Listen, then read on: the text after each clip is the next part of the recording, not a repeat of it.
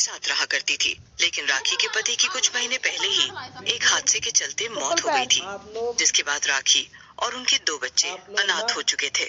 राखी तो ठीक तो है ना? आज सुबह सुबह तो बच्चों को मार रही थी, मैंने सुना उन्हें रोते हुए। घर में अन्न का दाना नहीं है और ये बच्चे हर वक्त कुछ न कुछ खरीदने की जिद करते रहते हैं। अरे कहाँ से लाऊं मैं पैसे, कुछ समझ नहीं आ रहा।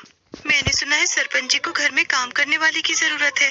अगर तू सरपंच जी के घर पे झाड़ू पोछा बर्तन कर सकती है तो चली जा वहाँ। इस वक्त तो मैं कुछ भी करने के लिए तैयार हूँ।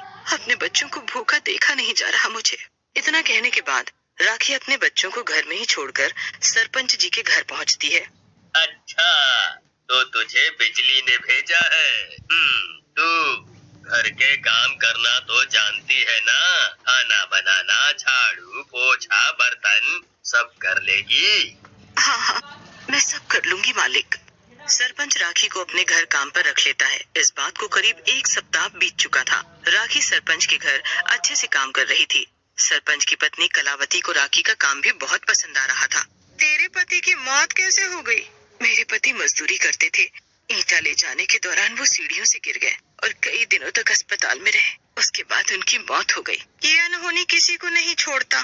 कोई बात नहीं, खाना बचता है ना तो तू अपने बच्चों के लिए ले जाया कर। दोनों बातचीत कर ही रहे होते हैं, तभी सरपंच के घर में लगी बड़ी सी घंटी टन टन की आवाज करती है। अरे बाप रे, मैं तो डर ही गई थी। इस घड़ी को देखकर मुझे अपने नानी के घर की घड़ी याद आ गई। मेरा मायका बहुत अमीर था मालकिन, लेकिन मेरी किस्मत में एक ऐसा घर लिखा था जहाँ खाने के लिए भी सोचना पड़ा और आज मेरी ऐसी स्थिति हो गई, वरना मेरे घर पर नौकर चाकर सब थे। अच्छा, ये तो बड़ी अच्छी बात है, लेकिन सच ही कहते हैं किस्मत का लिखा कोई नहीं मिटा सकता। वैसे ये घड़ी बहुत पुरानी है, उनके दादाजी के समय की। ऐसा ही बिल्कुल कॉपी घड़ी मेरे नानी के घर में थी और वो घड़ी मुझे बहुत पसंद थी और उसकी वजह से मैं समय पर स्कूल जाती, समय पर पढ़ाई करने बैठती और समय पर उठती भी थी। राखी को अब उस घड़ी से लगाव सा हो जाता है, क्योंकि वो जिस समय सुबह सरपंच के घर आती थी उस वक्त वो घड़ी बजा करती और जब निकलती तब भी वो उस घड़ी के बजने के साथ ही निकलती। ऐसे ही समय निकल रहा था।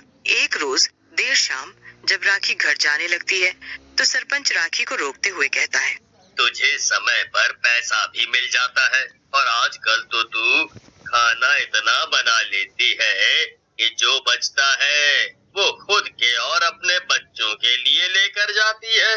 ये सब तो ठीक है, लेकिन तुझे आज खेत में काम करना होगा। खेत में काम करने वाले मजदूर नहीं आए हैं, सिर्फ 2 घंटे। लेकिन मेरे बच्चे वहाँ मेरे लिए परेशान हो रहे होंगे मालिक। मैं कल आते ही सबसे पहले खेतों में काम कर दूंगी, फिर घर का काम कर दूंगी मालिक। जिस तरह तुझे समय पर पैसा मिल जाता है उस तरह मुझे समय पर काम मिलना चाहिए। अभी ये खाना वापस रख, जब खेत में काम करके लौटेगी तो इसे ले जाना। अब सरपंच राखी से ज्यादा काम करवाने लगा था, जिस वजह से राखी लेट हो जाया करती। एक रोज जब राखी रात के करीब 8-9 बजे घर जा रही होती है तभी उसे बिजली घर आते देख लेती है। राखी, तुझे तो मैं सुबह 7 बजे ही सरपंच जी के घर जाते हुए देखती हूँ, लेकिन तू इतनी रात घर लौट रही है। कहीं वो तुझसे ज्यादा काम तो नहीं करवा रहे? अब कर भी क्या सकते हैं दीदी, वो लोग तो जब मुझे आते हुए देखते हैं कुछ न कुछ काम करवाने लग जाते हैं। अब मैं उन्हें मना भी करूँ तो कैसे करूँ?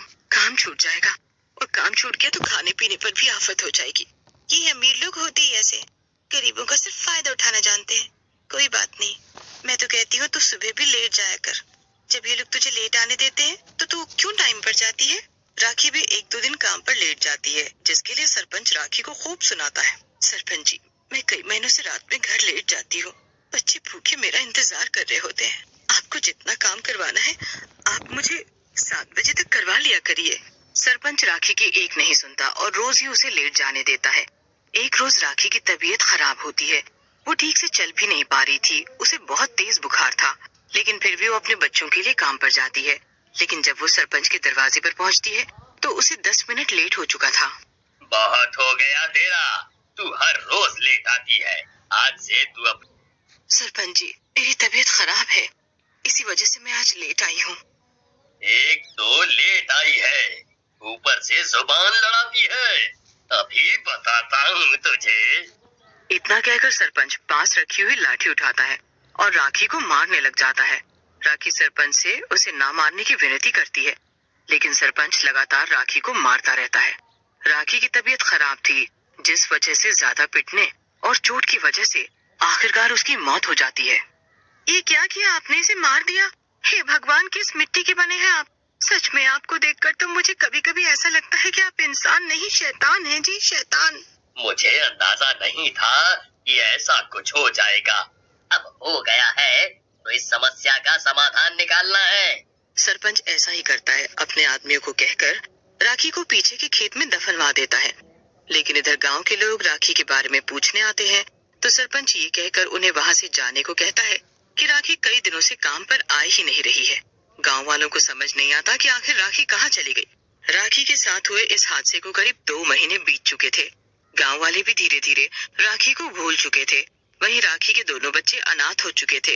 एक रोज देर रात, अगर ये घड़ी दादाजी की नहीं होती तो कब का इसे तोड़ देता। रात भर बजती रहती है।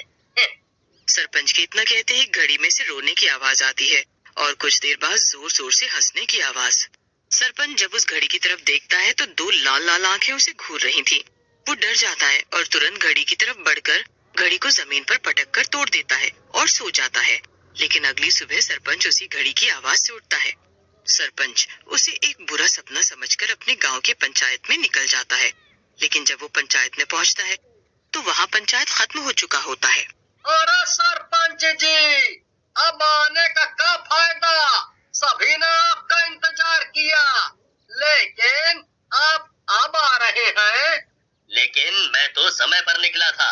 मुझे 12 बजे का समय दिया गया था और देखो अभी 12 बज रहे हैं। ये क्या? मेरी घड़ी खराब कैसे हो सकती है? इस घड़ी में तो 2 बज रहे हैं।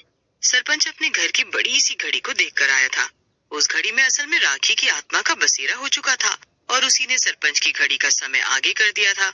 ऐसे ही कई दिन चलता है। सरपंच या तो कभी पंचायतों में लेट पहुंचता या फिर वो वक्त से कई घंटे पहले पहुंच जाता। अब की बार फिर से सरपंच उस घड़ी को तोड़ देता है, वो भी सबके सामने। कभी कहते हो इस घड़ी में से रोने की आवाज आती है, पर कभी आप ये कहते हो कि आपने इस घड़ी को तोड़ दिया था। आपका दिमाग तो खराब नहीं हो गया है जो दोबारा इस घड़ी को तोड़ दिया आपने? सरपंच कुछ भी नहीं कहता और उस घड़ी को तोड़कर फेंकवा देता है। अगली सुबह फिर से वो घड़ी सरपंच को उठाती है। सरपंच के साथ साथ उसके घर वाले भी हैरान थे।